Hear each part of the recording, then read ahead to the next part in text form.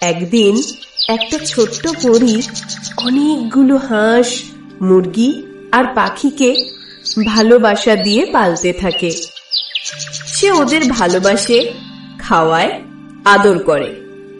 আর আশ্চর্য, ভালোবাসা পেয়ে ওরা এক এক করে বড় হয়ে যায়।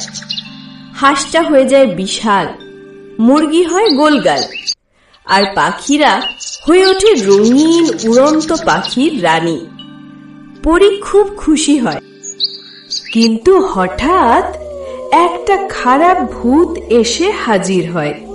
সে পরীর সব হাঁস, মুরগি আর পাখি ধরে নিয়ে পালিয়ে যায়। পরী এটা দেখে চুপচাপ দাঁড়িয়ে কাঁদতে থাকে। এবার প্রশ্ন হলো, বন্ধুরা, ভূত কি পরীর সাথে ঠিক করলো